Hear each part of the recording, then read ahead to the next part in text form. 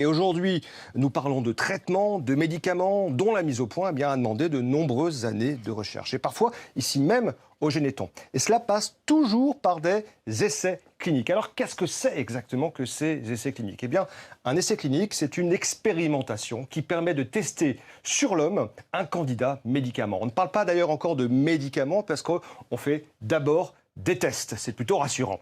Donc, il faut savoir qu'il y a 4 phases. Chaque phase permet de fournir des réponses spécifiques sur le produit testé.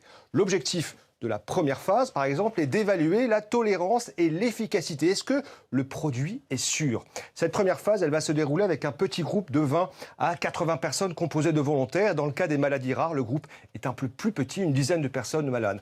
On va leur administrer une faible dose du produit, par sécurité, pour la première fois. Cela permet en fait d'étudier comment il se comporte dans l'organisme humain et d'évaluer également la tolérance. Et l'essai de phase 1 permet de répondre en même temps à d'autres questions sur la dose maximale tolérée, l'assimilation dans l'organisme ou les effets secondaires. Et une fois cette phase réalisée, eh bien la phase 2 peut commencer. Elle est menée sur quelques centaines de malades volontaires, quelques dizaines pour les maladies rares. On cherche là à mesurer l'efficacité. On continue aussi à approfondir les connaissances sur la tolérance. On recherche la dose la plus efficace pour l'essai de la phase suivante, la phase 3. Cette troisième phase se déroule sur de plus grands groupes de malades, là parfois plusieurs milliers. Pour les maladies rares, il s'agit de quelques centaines.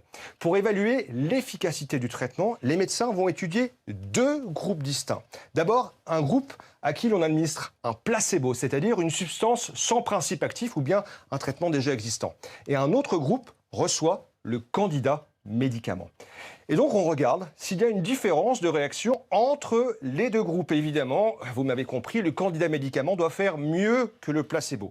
Et le but de cette comparaison, c'est de déterminer l'efficacité.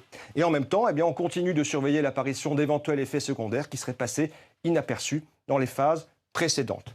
Si l'efficacité du candidat médicament est prouvée, le laboratoire peut alors déposer un dossier de demande d'autorisation sur le marché auprès de l'ANSM, l'Agence nationale de sécurité du médicament et des produits de santé. Et tout cela peut prendre du temps. Il faut compter environ 10 ans de la phase 1 à la phase 3. Pour les maladies rares, cela peut être un peu plus court et ça peut même aller plus vite. Par exemple, contre l'amyotrophie spinale de type 1, une maladie rare, eh bien, l'essai a duré 3 ans du fait de la mortalité de la maladie. Alors, vous allez me dire, après les 3 phases, est-ce que c'est fini? Eh bien non. Après ce long processus, eh bien, l'essai clinique entame sa phase finale, la phase 4. Elle commence après la mise sur le marché du médicament. C'est ce qu'on appelle la pharmacovigilance. On suit les malades qui ont été traités lors de l'essai et on fait remonter les effets secondaires qui peuvent apparaître. Et puis, si jamais le médicament n'est pas aussi efficace que prévu, il peut être déremboursé ou tout simplement retiré du marché. Un chiffre quand même à retenir, 1 à 10% seulement de tous les candidats médicaments atteignent la 4e phase, celle de la commercialisation, soit parce qu'ils ne sont pas assez efficaces, soit parce qu'ils sont trop toxiques.